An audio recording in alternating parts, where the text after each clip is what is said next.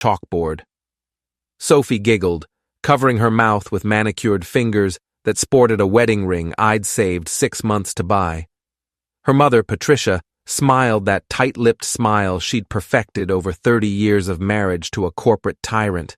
And there was Tara, Sophie's best friend since college, recording everything on her phone for her Instagram story. I'm Eli Anderson, 34 years old, and according to everyone at this table, the biggest mistake my wife ever made. They saw the grease under my fingernails from working at Anderson Electrical Supply, the off-the-rack suit I'd worn to our anniversary dinner, the 10-year-old Honda parked between their BMWs and Mercedes outside. What they didn't see was the bank account with 7 figures, the patents filed under my company name, or the fact that their precious Sophie had been cheating on me for the past 8 months.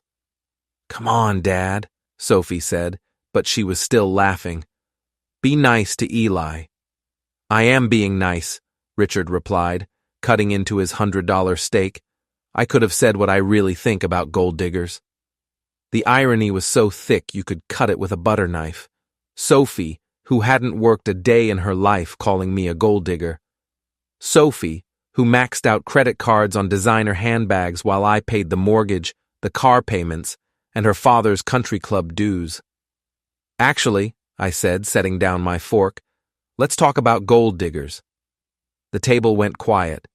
Tara's phone stayed trained on me, probably hoping for drama to boost her follower count. "Sophie, honey," I continued, my voice steady as a surgeon's hand. "You're 31 years old. You've been married to me for 3 years, but you're still acting like you're in your, what do they call it these days? Your 304 phase?" Sophie's face went white. Patricia gasped. Richard's jaw tightened like a steel trap. "Eli," Sophie whispered, "what are you doing?" I pulled off my wedding ring and placed it next to my untouched steak. The gold band made a small clink against the plate that seemed to echo through the entire restaurant. "I'm done pretending this marriage means something to you," I said, standing up. "Enjoy your dinner. And Sophie, enjoy Chad Whitman's company. I'm sure he'll be thrilled to know his secret's out." I walked toward the exit, leaving behind a table of stunned faces and one very interesting video that Tara was still recording. As I stepped outside into the main evening air, a red Ferrari pulled up to the valet stand. "Mr. Anderson," the valet called out, "your car is ready." I tossed him a $50 tip and slid into the driver's seat. Through the restaurant's floor-to-ceiling windows, I could see the Palmer family frozen in shock, their mouths hanging open like they'd just witnessed a magic trick. The Ferrari's engine roared to life, and I pulled away from the curb with a smile spreading across my face. Sometimes the best revenge is just telling the truth at exactly the right moment. The drive home took 20 minutes through Portland's industrial district, past the shipyard where my grandfather had worked for 40 years, past the diner where Sophie and I had our first date, past all the places that used to mean something. The Ferrari handled like a dream, responding to every touch of the steering wheel, every press of the accelerator. It was a machine built for people who had arrived, not for people still climbing. I'd bought it 6 months ago, the same week I'd discovered Sophie's affair. The same week my startup, Anderson Tech Solutions, had landed a $12 million government contract for electrical grid security systems. The same week I'd realized my wife of 3 years had been treating our marriage like a temporary arrangement while she shopped for an upgrade. Our house sat on Maple Street, a modest 2-story colonial that I'd bought in my own name before we got married. Smart move, as it turned out. I parked the Ferrari in the garage next to Sophie's BMW, the BMW I'd been making payments on for 2 years, and walked through the door that connected to our kitchen. The house felt different now, quieter, like it was holding its breath. I poured myself 3 fingers of bourbon and sat at the kitchen table where Sophie and I used to plan our future. Kids, maybe. A bigger house, definitely. Vacations to Europe, retirement plans, all the normal things married people talked about. What we never talked about was Chad Whitman, the hedge fund manager who'd been sliding into my wife's DMs since last Christmas. I'd found out about Chad the way most husbands discover these things.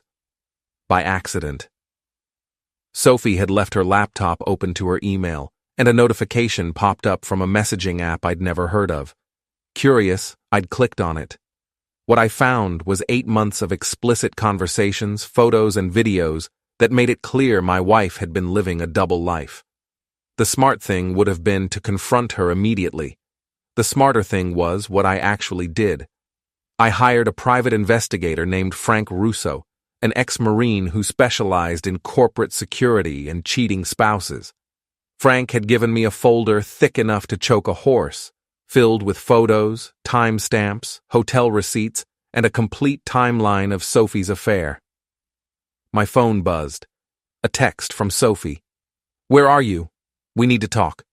I typed back, "I'm at home. Your home. The one I pay for." 3 dots appeared, disappeared, appeared again. Finally, "I'm coming over." "No," I replied. "You're not." I walked to the front door and engaged the deadbolt, then went to the back door and did the same. Sophie had a key, but she'd never changed the locks.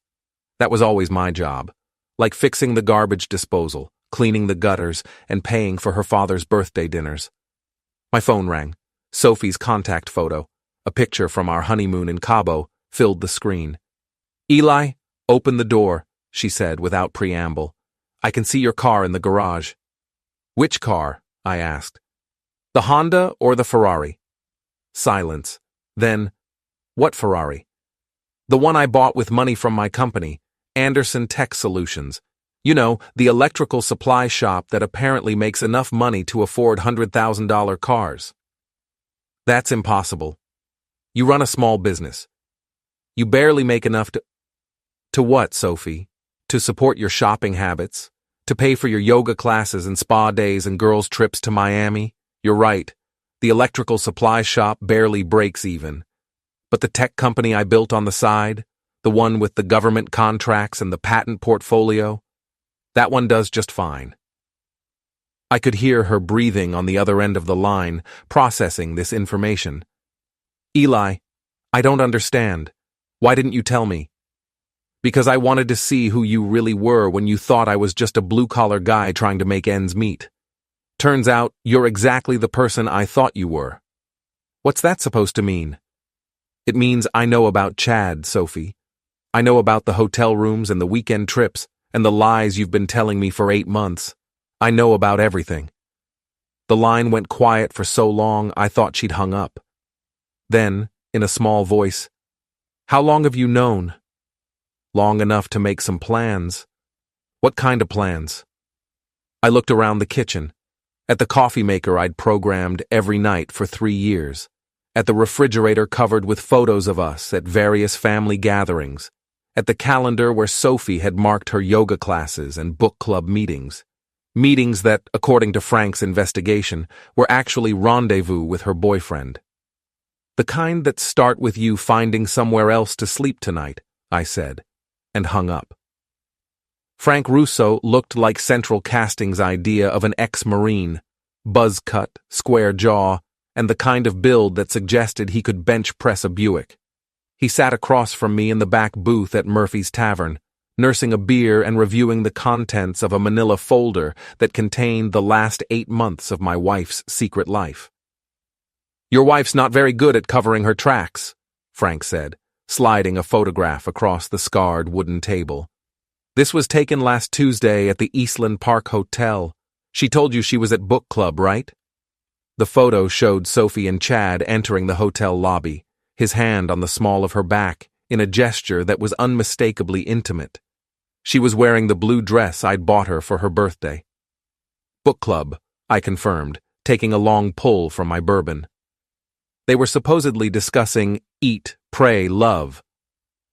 "Looks like they skipped straight to the love part," Frank said with a grim smile. "I've got 17 more photos from that day alone, plus video footage from the hotel security cameras. Your lawyer's going to have a field day with this." Murphy's Tavern, was the kind of place where construction workers came to complain about their bosses and office workers came to pretend they were blue-collar. The walls were covered with faded sports memorabilia and the floors were sticky with decades of spilled beer. It was also the kind of place where nobody paid attention to other people's conversations, which made it perfect for planning what Frank called the counteroffensive. "Here's what I don't understand," I said, studying another photo of Sophie and Chad at a restaurant I couldn't afford. "She's married to me, but she's acting like she's still single, like she's still shopping around for something better." "Some people never grow up," Frank said. "They get married, but they keep one foot out the door, just in case. Your wife's been treating you like a placeholder." A placeholder. That's exactly what I'd been. A safe option while Sophie figured out what she really wanted.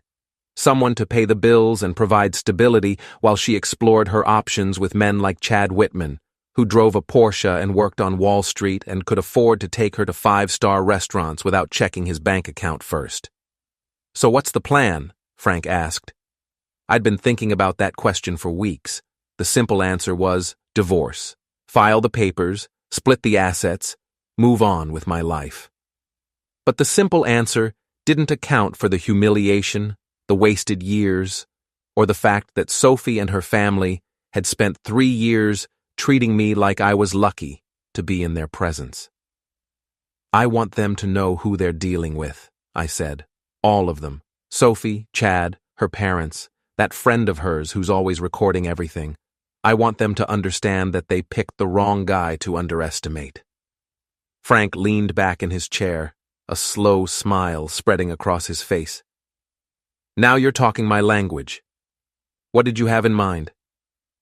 I pulled out my phone and showed him a news article from the Portland Business Journal. Local tech startup lands major federal contract. The article was 3 paragraphs long and buried on page 6, but it mentioned Anderson Tech Solutions by name and described our work on electrical grid security systems. "Most people don't read the business section," I said, "but it's all public record. My company exists, the contracts are real, and the money is very real. I've just been keeping a low profile." "How low?" "Low enough that my wife thinks I'm barely scraping by. Low enough that her father thinks I'm a charity case. Low enough that Chad Whitman thinks he's stealing another man's wife instead of walking into a trap." Frank finished his beer and signaled the bartender for another round. "I like where this is going. What's the first move?" "Information warfare," I said. "Sophie's been living in my house, driving a car I pay for, using credit cards linked to my accounts. As of tonight, all of that stops. I'm cutting off her access to everything." "That's a start. What about Chad?" "Chad's more complicated. He thinks he's won some kind of prize by stealing Sophie away from her loser husband. I want him to understand exactly what kind of prize he's actually won." The bartender brought our drinks. Another bourbon for me, another beer for Frank. The tavern was filling up with the after-work crowd, men and women who looked like they'd put in honest days at honest jobs. People like the person I'd been pretending to be for the past 3 years. "You know," Frank said, "there's something poetic about this whole situation. Your wife's been cheating on you with a rich guy, not knowing that you're richer than he is." "How much richer?" Frank pulled out his phone and showed me a screenshot from a financial website. "Chad Whitman, portfolio manager at Whitman & Associates. According to this, he manages about $50 million in assets. His personal net worth is estimated at around $2 million. I smiled. Anderson Tech Solutions was valued at $15 million, and I owned 60% of it. My personal liquid assets were approaching $4 million, not counting real estate and investments. Chad Whitman wasn't stealing my wife, he was inheriting my problem. "Phase 1 starts tomorrow," I said. "I'm going to introduce myself to Chad properly. Let him know he's dealing with someone who plays by different rules." "What about Sophie?" "Sophie's about to learn that actions have consequences, and that the man she's been treating like a safety net has been holding all the cards from the beginning." Frank raised his beer in a mock toast. "To the element of surprise." "To the last laugh," I replied, and we drank to the beginning of the end. Sophie's BMW wouldn't start. I watched from the kitchen window as she turned the key again and again, getting nothing but silence from the engine. She climbed out of the car, her face twisted with frustration, and pulled out her phone to call me. I let it go to voicemail. She tried the front door next, her key sliding into the lock but refusing to turn. I'd changed all the locks at 6 that morning before she'd returned from whatever hotel room she'd spent the night in. The locksmith had been expensive but efficient, and now Sophie was standing on the porch of what used to be our home, locked out of her own life. My phone buzzed with a text. "Eli, what did you do to my car?" I typed back, "Your car is fine. The battery's just disconnected. Easy fix if you know where to look." "Why won't my key work?" "Because it's not your house." 3 dots appeared and disappeared several times before she finally responded. "This is insane. I'm calling the police." "Go ahead," I replied. "Bring them the deed to the house." "Oh wait, your name's not on it." The truth was, I'd bought the house 2 years before we got married, using money from my first government contract. Sophie had moved in after our wedding, but she'd never been added to the deed. At the time, it had seemed like a minor oversight. Now it felt like the smartest decision I'd ever made. I poured myself a cup of coffee and settled in to watch the show. Sophie was pacing back and forth on the front porch, her phone pressed to her ear. Probably calling Tara, or her mother, or Chad. Maybe all 3. The morning sun caught the highlights in her blonde hair, and for a moment, I remembered why I'd fallen in love with her. Beautiful, charming, full of life. It had taken me 3 years to realize that charm without substance was just manipulation with better marketing. My phone rang. Richard Palmer's name appeared on the screen. "Eli," he said without preamble. "What the hell do you think you're doing?" "Good morning, Richard. I'm having coffee and watching your daughter learn about property law. You can't lock her out of her own home." "It's not her home. It's my home. She's welcome to visit, but she'll need to call first." "This is ridiculous. Sophie made a mistake, but you're acting like a child." A mistake. 8 months of hotel rooms and secret phone calls and lying to my face was a mistake. Like forgetting to pick up milk at the grocery store or missing an anniversary dinner. "Richard, let me ask you something. If one of your employees was stealing from your company for 8 months, would you call that a mistake?" "That's completely different." "Is it? Sophie's been stealing my time, my trust, and my money while she shopped around for my replacement. The only difference is that your employees probably have more integrity." The line went quiet for a moment. Then, "What do you want, Eli? Money? We can work something out." And there it was, the Palmer family solution to every problem. Throw money at it until it goes away. It had worked when Sophie crashed her car in college, when she got arrested for shoplifting in her 20s, when she needed someone to co-sign for credit cards she couldn't afford. But money couldn't fix this, because money wasn't the problem. "I don't want your money, Richard. I want your daughter to face the consequences of her choices." "What consequences? You're talking about divorce over a little indiscretion." "A little indiscretion?" I laughed, and it came out harsher than I'd intended. "Richard, your daughter has been conducting a full-scale affair for 8 months. Hotel rooms, weekend trips, explicit photos and videos. If this was a business deal, you'd call it fraud." "How do you—" He stopped himself, but it was too late. "How do I know? Because I hired a private investigator, because I documented everything, because unlike your daughter, I believe in being prepared." I could hear him breathing on the other end of the line, processing this information. Richard Palmer was many things, arrogant, controlling, dismissive. But he wasn't stupid. He was beginning to understand that this wasn't going to be the simple divorce he'd expected, where his daughter walked away with half of my imaginary assets. "We should meet," he said finally. "Discuss this like adults." "I'm free this afternoon, 2 o'clock at your office." "Fine. And Eli? Bring a reasonable attitude." "I'll bring documentation," I said, and hung up. Outside, Sophie had given up on the front door and was walking around to the back of the house, probably hoping I'd forgotten to change those locks too. I hadn't. I'd also installed new security cameras and changed the garage door codes. The house that had been our home for 3 years was now my fortress, and Sophie was on the outside looking in. My phone buzzed with another text, this time from a number I didn't recognize. "This is Chad. We need to talk."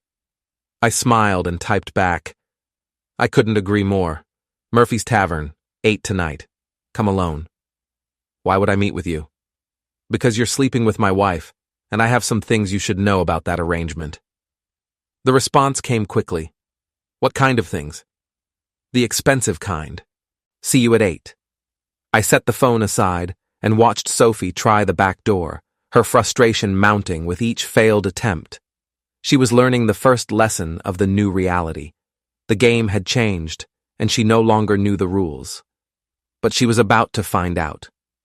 Richard Palmer's office occupied the top floor of a glass tower in downtown Portland, with windows that offered a commanding view of Casco Bay. The walls were covered with awards, photos of Richard shaking hands with politicians and celebrities, and a collection of antique maritime instruments that probably cost more than most people's cars. It was designed to intimidate, to remind visitors that they were in the presence of someone important. I sat across from Richard's mahogany desk in a leather chair that probably cost more than my monthly mortgage payment, a manila folder in my lap, and a recording app running on my phone. Richard had aged well for a man in his 60s. Silver hair perfectly styled, expensive suit tailored to hide the softness that came with executive lunches and country club dinners. He looked like Central Casting's idea of a successful businessman. "Eli," he said, settling into his chair with the confidence of a man who'd never lost a negotiation. "I'm glad you decided to be reasonable about this." "I haven't decided anything yet," I replied. "I'm here to listen to your offer." "My offer is simple. Sophie made a mistake, but she's young and she's learned her lesson. You two can work this out with some counseling, maybe a nice vacation to reconnect.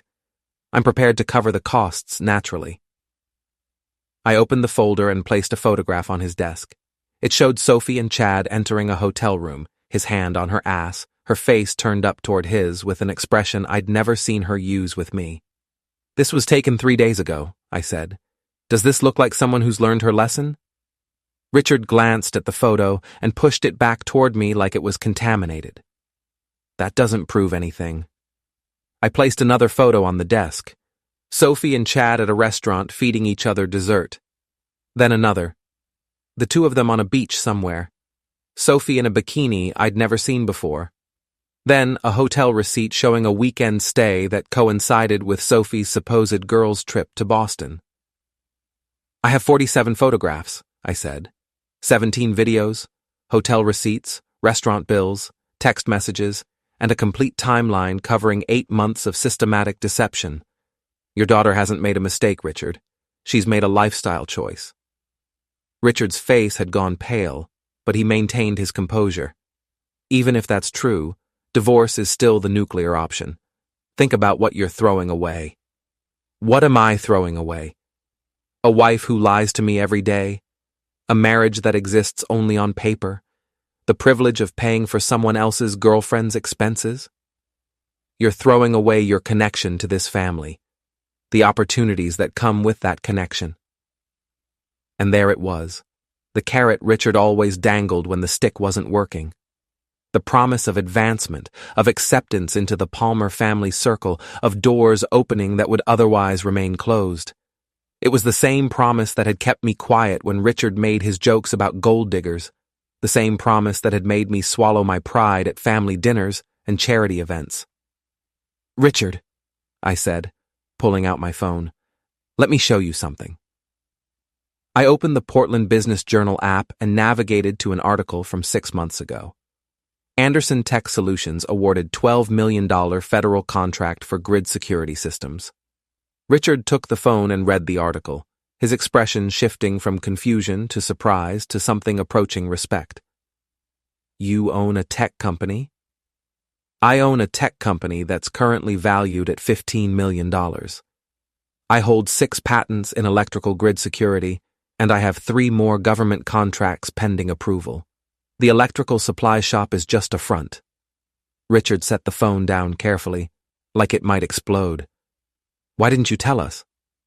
Because I wanted to see who you really were when you thought I was beneath you. Turns out, you're exactly the people I thought you were. The office fell silent, except for the hum of the air conditioning and the distant sound of traffic 20 floors below. Richard was processing this information, recalculating everything he thought he knew about his daughter's marriage. If you're as successful as you claim, he said finally, then you can afford to be generous in the divorce settlement. I laughed. Actually laughed, and Richard's face darkened. Generous? Richard, your daughter has been committing adultery for 8 months while living in my house, driving my car, and spending my money. In Maine, that's called dissipation of marital assets. She's not getting half of anything. You can't prove. I can prove everything. Frank Russo, my private investigator, used to work corporate security. He knows how to document evidence that will hold up in court. Your daughter is about to learn that actions have consequences. Richard stood up and walked to the window, his hands clasped behind his back, in a pose I'd seen him use in newspaper photos.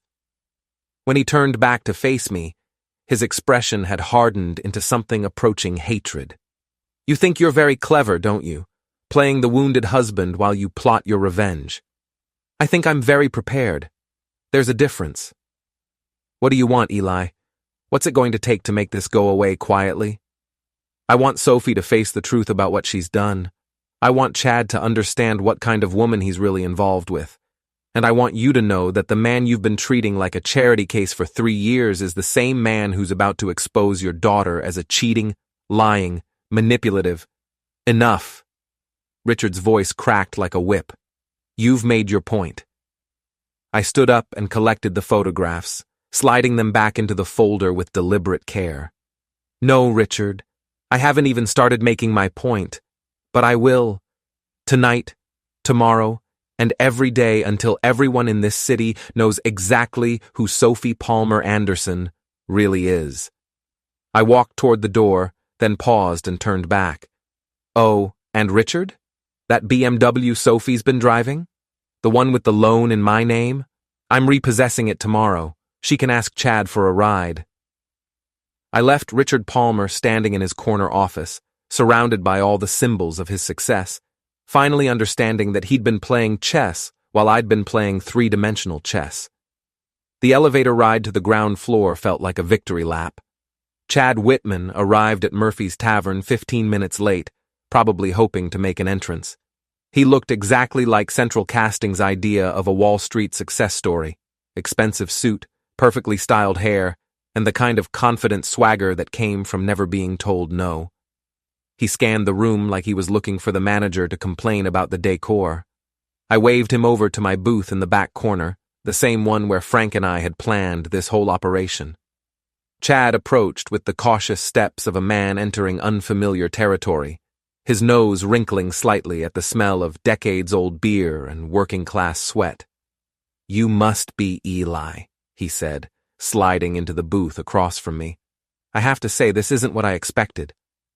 What did you expect? Someone more, I don't know, impressive? Sophie talks about you like you're some kind of threat, but you look pretty ordinary to me. The bartender, a thick-set woman named Dolores, who'd been serving drinks at Murphy's since the Carter administration, appeared at our table with a questioning look. I'll have a Grey Goose martini, Chad said, dry with olives. Dolores stared at him like he'd just ordered a unicorn sandwich. We got beer, whiskey, and whatever's in that bottle behind the bar that might be vodka. Take your pick.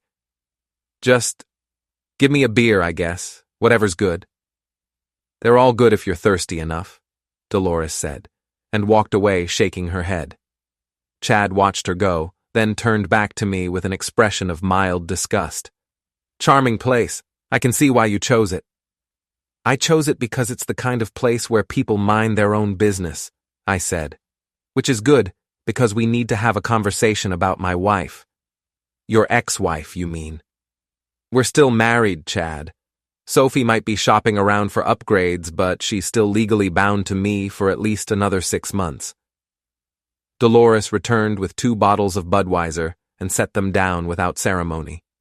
Chad looked at his beer like it might bite him. Look, he said, I know this is awkward, but these things happen. Sophie and I have a connection. Sometimes people grow apart, and sometimes they find someone more compatible. Compatible. That's an interesting word choice. It's accurate. Sophie needs someone who can appreciate her qualities, someone who can provide for her properly.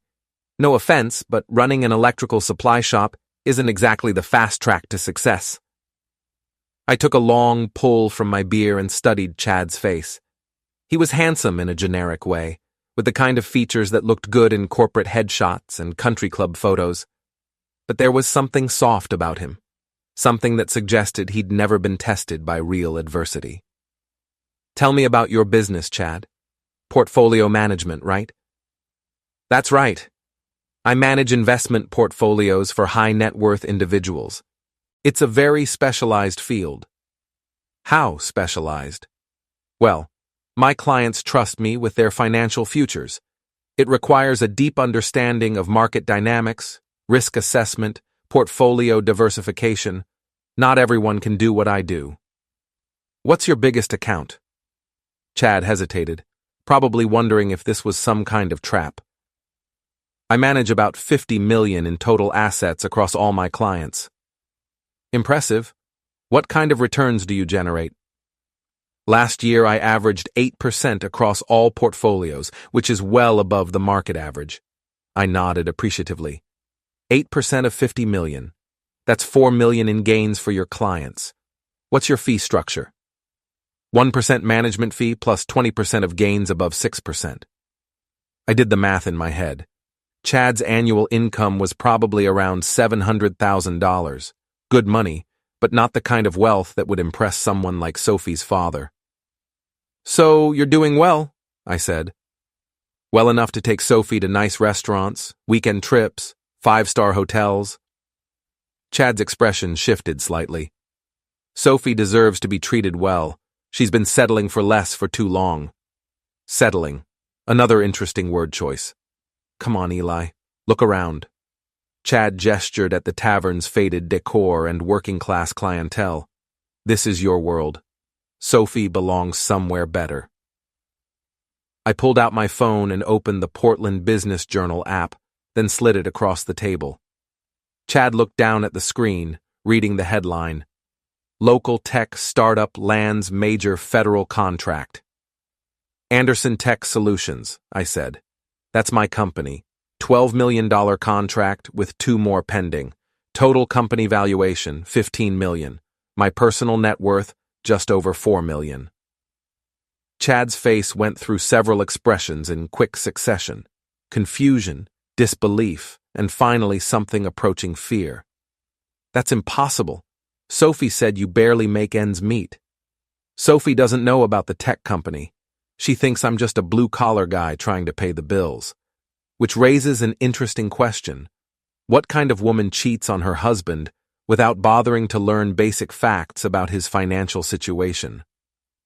Chad pushed the phone back toward me like it was radioactive. This doesn't change anything. Sophie and I have a real connection. You have a connection with a woman who's been lying to both of us. She's been lying to me about you, and she's been lying to you about me. What makes you think she's telling you the truth about anything else? I pulled out the manila folder Frank had given me and placed it on the table between us. This contains 8 months of documentation about Sophie's affair, photos, videos, hotel receipts, text messages, everything a divorce lawyer would need to prove adultery and dissipation of marital assets. Chad stared at the folder like it might catch fire. What do you want? I want you to understand what you're getting into. Sophie isn't leaving me for you, Chad. She's using you as an exit strategy, and when she finds someone with more money or better connections, she'll do the same thing to you. You're just trying to poison the well because you're losing her. I lost her 8 months ago. I just didn't know it yet. I stood up and left a 20 on the table. Enjoy your beer, Chad, and enjoy Sophie. But understand that you're not winning a prize. You're inheriting a problem. I walked toward the exit, then paused and turned back. Oh, and Chad? You might want to ask Sophie about her 304 phase. She'll know what that means. I left Chad sitting alone in the booth, staring at the folder and probably wondering what other surprises were waiting for him in his new relationship. Outside, the evening air felt clean and fresh, like the first breath after a long illness. Tara Morrison had 47,000 Instagram followers, most of whom seemed to live vicariously through her carefully curated posts about brunch dates, shopping trips, and nights out with her squad. She was the kind of person who documented every moment of her life as if it were a performance, and last night's anniversary dinner had been no exception. I discovered this at 7 in the morning when Frank called to tell me that Tara's video of my dramatic exit from Romano's steakhouse had gone viral. "You need to see this," Frank said. She posted it with the caption, "When keeping it real goes wrong," and tagged everyone who was at the dinner. It's got 15,000 views already.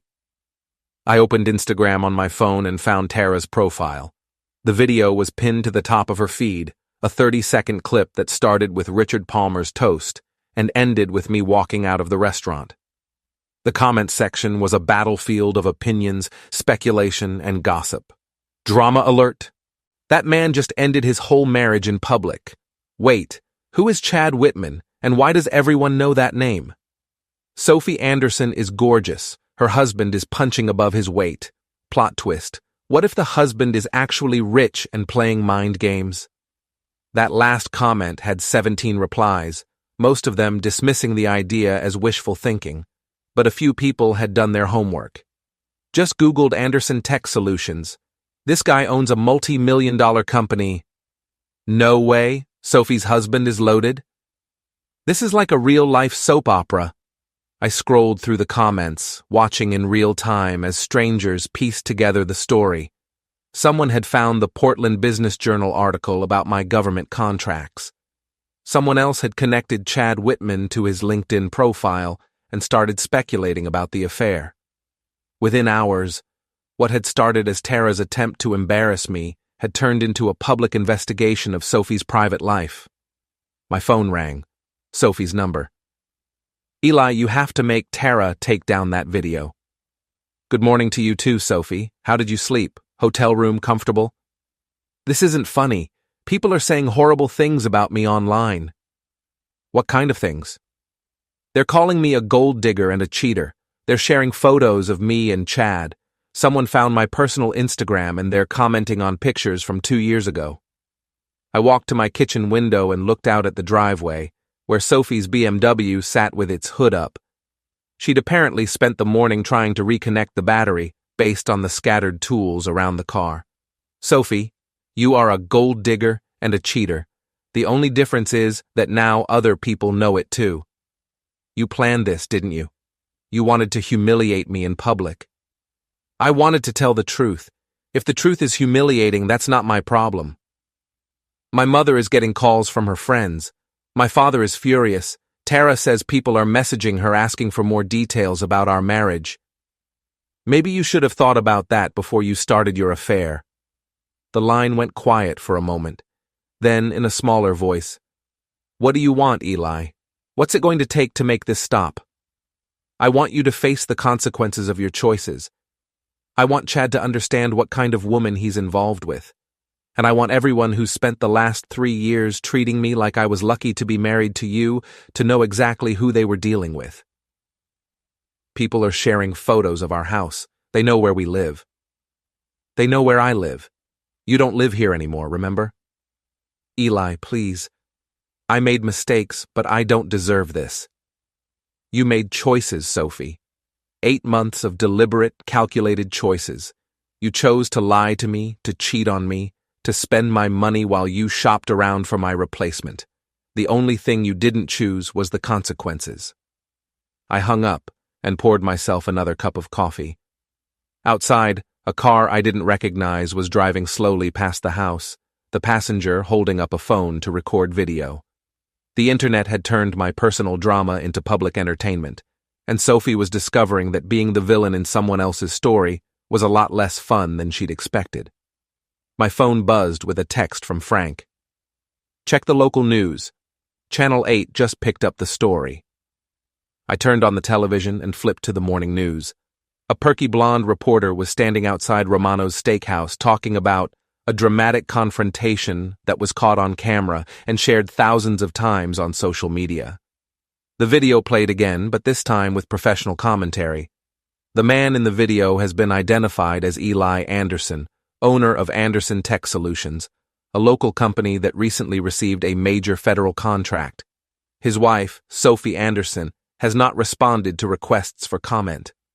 The reporter went on to discuss the growing trend of public breakups in the social media age and the dangers of sharing private moments online.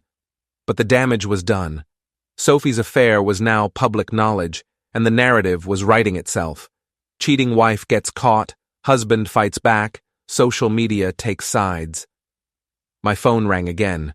Richard Palmer. "Eli, this has gone too far. The story is on the news. My daughter is being harassed online. You need to fix this." "I didn't break it, Richard. Sophie did. I'm just not covering for her anymore." "You're enjoying this, aren't you? You're enjoying watching my family suffer." "I'm enjoying watching your family face reality. For 3 years you've all treated me like I was beneath you. Now you know exactly who you were dealing with. What do you want? Money? A public apology? Name your price." "I want Sophie to admit what she did. I want her to stop pretending she's the victim. And I want you to understand that the man you've been looking down on for 3 years is the same man who's about to take your daughter to the cleaners in divorce court." I hung up and turned back to the television, where the reporter was now interviewing random people on the street about their opinions on public breakups and social media drama. The story had taken on a life of its own, beyond anyone's ability to control it. Sophie had wanted to live her life like a performance, carefully curated for maximum impact. Now she was getting her wish, just not in the way she'd expected. The show was just getting started. The law offices of Morrison, Katz & Associates occupied the 15th floor of Portland's newest office building, all glass and steel, and the kind of understated luxury that whispered rather than shouted about money. I sat across from David Morrison, one of Maine's most expensive divorce attorneys, while he reviewed the evidence Frank had compiled over the past 8 months. "This is remarkably thorough," Morrison said, flipping through photographs and bank statements. "Your investigator has documented everything: hotel receipts, restaurant bills, timeline analysis, even GPS data from her phone. Your wife's affair is going to be very difficult to deny." Morrison was in his 50s, with silver hair and the kind of expensive suit that suggested his hourly rate started somewhere north of $500. He'd built his reputation handling high-profile divorces for politicians and business executives, cases where discretion was as important as legal skill. "What kind of settlement can I expect?" I asked. "Given the evidence of adultery and the fact that the house is in your name alone, you're looking at a very favorable outcome. Maine is a no-fault divorce state, but adultery can still impact property division and spousal support. Your wife will be lucky to walk away with 20% of the marital assets." "And the business?" "Anderson Tech Solutions was established before your marriage and funded entirely with your personal assets. Your wife has no claim to it whatsoever." I leaned back in the leather chair and looked out at the harbor, where fishing boats were heading out for the morning catch. 3 days ago, Sophie had been planning her next hotel rendezvous with Chad Whitman. Now she was about to discover that her affair had cost her everything. "There's something else," I said, pulling out my phone. The story went viral on social media. Local news picked it up. My wife's affair is now public knowledge. Morrison raised an eyebrow. "That complicates things. Public humiliation can sometimes generate sympathy for the other party, especially if she claims you orchestrated the exposure." "I didn't orchestrate anything. Her friend posted a video of our anniversary dinner, and the internet connected the dots. Still, we need to be careful about the narrative. Judges don't like vindictive behavior, even when it's justified. My phone buzzed with a text from Frank. "Chad's at Sophie's hotel. They're having a loud argument in the parking lot. Want me to document it?" I typed back, "Yes, everything." Morrison noticed my distraction. "Problems?" "Developments. My wife's boyfriend is apparently having second thoughts about their relationship." "That's not surprising. Public affairs tend to lose their appeal when they stop being secret." I stood up and walked to the window, looking down at the busy street 15 floors below. Somewhere in this city, Sophie was discovering that actions have consequences. Somewhere else, Chad was learning that stolen pleasures come with unexpected costs. And in a few hours, both of them would understand that the man they'd underestimated had been playing a completely different game all along. "Mr. Morrison," I said, turning back to face him, "I want to file for divorce today. Full documentation, no settlement offers, no negotiations. I want this to be as public and as thorough as legally possible. That's going to be expensive and messy. I can afford expensive, and messy is exactly what Sophie deserves." Morrison smiled, the first genuine expression I'd seen from him since I'd walked into his office. "Mr. Anderson, I think this is going to be a very interesting case." 2 hours later, I was sitting in my car outside the Eastland Park Hotel when Sophie and Chad emerged from the lobby. Even from a distance, I could see the tension between them. Sophie's face was red and puffy from crying, and Chad looked like a man who'd just realized he'd made a terrible mistake. They stopped beside Chad's Porsche, their voices raised in argument. I couldn't hear the words, but the body language was clear. Chad was trying to end things, and Sophie was desperate to hold on to what she thought was her escape route. Frank's van was parked across the street, his camera capturing every moment of their public breakdown. In a few hours, this footage would be added to the mountain of evidence that would destroy Sophie in divorce court. My phone rang. Sophie's number. "Eli, we need to talk." "I'm listening." "Not over the phone, in person. Can you meet me somewhere?" "Where?" "The house. Our house. I want to come home." I almost laughed. After 3 days of hotels and public humiliation, Sophie wanted to come home. After 8 months of lying and cheating, she wanted to talk. "The house isn't our house anymore, Sophie. It's my house, and you're not welcome there." "Please, Eli. I know I made mistakes, but we can fix this. We can go to counseling, work things out. I'll end things with Chad." "You don't need to end things with Chad.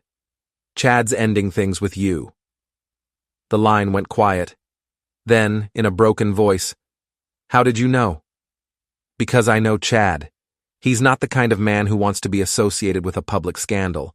He's not the kind of man who wants to inherit another man's problems. And he's definitely not the kind of man who wants to marry a woman who's about to lose everything in a divorce." "I'm not going to lose everything. Sophie, I filed for divorce this morning. By tomorrow, everyone in Portland is going to know exactly what kind of person you are and exactly what you did to our marriage. Chad Whitman isn't going to want any part of that mess." "You bastard. You planned this whole thing." "I planned to protect myself from a woman who was using me as a safety net while she shopped around for something better. If that makes me a bastard, I can live with it." I hung up and drove home, past the reporters who were still camped outside Romano's steakhouse, past the curious neighbors who'd been driving by my house all morning, past all the people who were watching my personal drama unfold like a real-life soap opera. The game was almost over. Sophie had made her choices, and now she was going to live with the consequences. Chad had gotten a taste of what it felt like to be the other man in a public scandal, and he'd decided he didn't like the flavor. And me? I was about to get my life back, along with a very expensive lesson about the difference between love and performance, between marriage and transaction, between the person you think you're married to and the person you actually married. The last laugh was going to be mine after all. The Portland Civic Center was an unlikely venue for a corporate product launch, But Anderson Tech Solutions had outgrown every other space in the city. 500 people filled the auditorium. Government contractors, electrical engineers, business reporters, and curious locals who'd heard about the mystery tech company that had been operating in their backyard for 5 years. I stood backstage, adjusting my tie and watching the crowd through a gap in the curtains. In the third row, I spotted Richard Palmer, his face a mask of barely controlled fury. He'd probably come hoping to find some way to salvage his daughter's reputation, or maybe just to see for himself whether his son-in-law was really the tech mogul the newspapers were claiming him to be. 5 minutes, Mr. Anderson, the stage manager said. I walked to the podium as the lights dimmed and the crowd fell silent. The presentation screen behind me displayed the Anderson Tech Solutions logo, a stylized electrical grid that I'd designed myself 5 years ago. Ladies and gentlemen, I began, my name is Eli Anderson, and I want to tell you a story about the power of underestimation. The crowd chuckled, not yet understanding where this was going. 5 years ago, I started Anderson Tech Solutions in the basement of my house, working nights and weekends while running a small electrical supply shop during the day. I told almost no one about the company, including my own family. I wanted to see what I could build without the burden of other people's expectations. I clicked to the next slide, showing Anderson Tech's financial growth over 5 years. The numbers were impressive. Revenue growing from $50,000 in year 1 to $15 million in year 5. The result was a company that now holds 6 patents in electrical grid security, employs 47 people, and has contracts with the Department of Energy, the Department of Defense, and 3 major utilities. We've built something remarkable, and we've done it quietly. The audience was paying attention now, sensing that this wasn't going to be a typical corporate presentation. But tonight isn't just about Anderson Tech Solutions. It's about the danger of judging people by appearances, of assuming that success looks a certain way, of treating others as less than they are because they don't fit your expectations. I clicked to the next slide. A photo of Sophie and me at our wedding 3 years ago, both of us smiling and looking impossibly young. This is my wife, Sophie, or rather my soon-to-be ex-wife. For 3 years, Sophie and her family treated me like I was lucky to be married to her. They saw the grease under my fingernails, the modest house, the 10-year-old Honda, and they assumed I was exactly what I appeared to be, a small businessman struggling to make ends meet. The auditorium was completely silent now. This had definitely not been the product launch they were expecting. What they didn't see was the late nights spent developing grid security algorithms, the patent applications, the government meetings, the contracts worth millions of dollars. They didn't see any of that because I didn't want them to see it. I wanted to know who they really were when they thought I was beneath them. I clicked to the next slide, a photo of Chad Whitman that Frank had taken outside the Eastland Park Hotel. This is Chad Whitman, a portfolio manager who's been having an affair with my wife for the past 8 months. Chad thought he was stealing another man's wife. What he was actually doing was inheriting another man's problem. A murmur ran through the crowd. In the third row, Richard Palmer was staring at me with undisguised hatred. Ladies and gentlemen, the point of this story isn't revenge, although I'll admit there's been some satisfaction in watching people who underestimated me realize their mistake. The point is that success doesn't always look the way you expect it to look. Innovation doesn't always come from where you expect it to come from, and the person you're dismissing today might be the person whose respect you're begging for tomorrow. I clicked to the final slide, Anderson Tech Solutions' new logo and the tagline, "Hidden in Plain Sight." Anderson Tech Solutions is moving our headquarters to a new facility in South Portland. We're hiring 50 new employees over the next year, and we're launching a new division focused on renewable energy grid integration. We've been hiding in plain sight for 5 years, but that ends tonight. The applause started slowly, then built to a roar. I stood at the podium, looking out at 500 people who were seeing me clearly for the first time, and felt something I hadn't experienced in 3 years. The satisfaction of being understood. As the crowd began to file out, Richard Palmer pushed his way to the front of the stage. His face was red with anger and embarrassment. "You bastard," he said, loud enough for the remaining audience members to hear. "You humiliated my daughter in front of the entire city." "Your daughter humiliated herself," I replied, my voice carrying clearly through the auditorium sound system. "I just stopped covering for her. She made a mistake. She's young. She's learning. She's 31 years old, Richard. She's not learning. She's choosing. And she chose to treat our marriage like a temporary arrangement while she shopped around for something better." Security was moving toward us, but I held up a hand to stop them. This conversation needed to happen in public, with witnesses. "What do you want?" Richard asked. "What's it going to take to make this right?" "Nothing you can give me," I said. "Your daughter cost herself a marriage to a millionaire because she thought she was trading up to a better millionaire. That's not my problem to solve."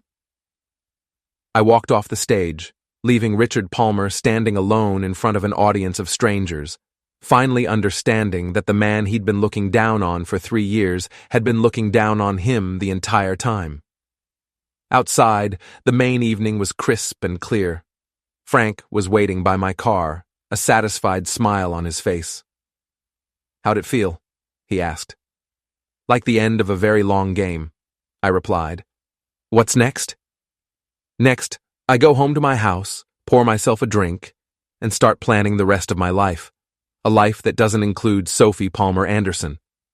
I drove home through the city I'd lived in my entire life, past the neighborhoods where I'd grown up, past the businesses I'd patronized for decades, past all the places that had shaped me into the man I'd become.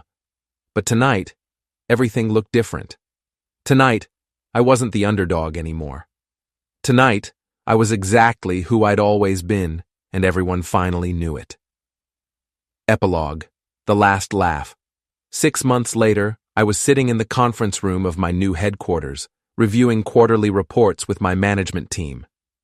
Anderson Tech Solutions had grown to 68 employees, and our renewable energy division had just landed a contract with the state of California worth $23 million. Through the floor-to-ceiling windows, I could see Portland Harbor, where container ships loaded and unloaded cargo bound for destinations around the world. The view reminded me every day that success was about more than money. It was about perspective, about seeing opportunities that others missed, about playing the long game while everyone else focused on short-term gains. My assistant knocked on the door. "Mr. Anderson, there's someone here to see you. She says it's personal." Sophie walked into the conference room wearing a dress I'd never seen before and an expression I recognized all too well, the look she used when she wanted something. Her hair was shorter than I remembered, and she'd lost weight. The past 6 months hadn't been kind to her. "Hello, Eli." "Sophie, this is unexpected. I was hoping we could talk. Privately." I looked around the conference table at my management team, people who'd helped build Anderson Tech from a basement startup into a major player in the energy sector. "Actually, I think they should hear this. These people have been more loyal to me in 2 years than you were in 3. What did you want to talk about?" Sophie's composure cracked slightly. She'd probably expected to have this conversation alone, where she could use the intimacy of our shared history to manipulate the outcome. "I wanted to apologize," she said, "for everything. For the affair, for the lies, for not seeing who you really were. I accept your apology. Is that all? I was hoping we could try again, start over. I know I made mistakes, but I've learned from them." The conference room was completely silent. My management team was trying to pretend they weren't listening to every word. "Sophie, you didn't make mistakes. You made choices. For 8 months, you chose to lie to me, to cheat on me, to spend my money while you looked for my replacement. Those weren't accidents or errors in judgment. They were deliberate decisions." "I know, but..." "And when you got caught, you didn't apologize. You didn't take responsibility. You tried to make me the villain for exposing your affair. You called me vindictive for refusing to cover for you anymore. Sophie's eyes filled with tears, real ones, as far as I could tell. I was scared, Eli. I was embarrassed. I didn't know how to face what I'd done. How's Chad? I asked. The question hit her like a physical blow. Chad and we're not together anymore. When did that end? About a week after your presentation. He said he couldn't handle the publicity, the scandal. He said I came with too much baggage. So he dumped you when you stopped being fun and started being expensive. That must have been a difficult lesson. It was. But it made me realize what I'd lost, what I'd thrown away. I stood up and walked to the window, looking out at the harbor where my grandfather had worked for 40 years. He'd been a simple man with simple values. Work hard, tell the truth, keep your promises. Values that Sophie had never understood. Sophie, do you know what my net worth is today? No. $12 million. Anderson Tech is valued at $35 million, and I own 70% of it. The house you used to live in, I bought 2 more just like it, as investment properties. The Honda you were embarrassed to be seen in, I replaced it with a Tesla, a BMW, and that Ferrari you saw at the restaurant. Sophie was staring at me with an expression of growing horror, finally understanding the magnitude of what she'd given up. You could have had all of this, I continued. If you'd been patient, if you'd been loyal, if you'd been the partner I thought I was marrying. Instead, you chose to cheat on a millionaire because you thought you were trading up to a better millionaire. I know. I know I made the worst mistake of my life. No, Sophie. Your worst mistake was thinking you could come back here and convince me to give you another chance. Your worst mistake was thinking I'd forgotten who you really are. I walked back to the conference table and sat down, surrounded by people who'd earned their places in my life through competence and loyalty. The divorce was finalized 3 months ago. You got exactly what you deserved. 20% of the marital assets, no spousal support, and no claim to Anderson Tech. You're not my wife anymore, Sophie. You're not my problem anymore, and you're not welcome in my office anymore. Sophie stood there for a long moment, tears streaming down her face, finally understanding that the game was over and she'd lost everything. I'm sorry, Eli. I'm so sorry. I know you are. You're sorry you got caught. Sorry you lost your meal ticket. Sorry Chad turned out to be exactly the kind of man who would dump you when things got complicated. But you're not sorry for what you did. You're just sorry it didn't work out the way you planned. Security appeared in the doorway. I'd pressed the button under my desk when Sophie started crying. Please escort Ms. Palmer to the parking garage, I said. She won't be returning. After Sophie left, my management team sat in uncomfortable silence for several minutes. Finally, my CFO cleared her throat. That was your ex-wife? That was my ex-wife. She's very beautiful, charming, manipulative. Yes, she's all of those things. She's also a cautionary tale about the difference between what people appear to be and who they really are. I looked around the conference table at the people who'd helped build my company, people who'd earned my trust through their actions rather than their promises. Let's get back to work, I said. We have a business to run.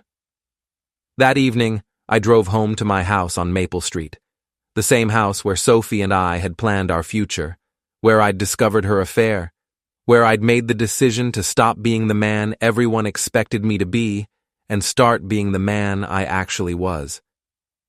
I poured myself 3 fingers of bourbon and sat in my kitchen, looking out at the driveway where Sophie's BMW used to sit. The space was empty now, like the place in my life where our marriage used to be. But empty wasn't the same as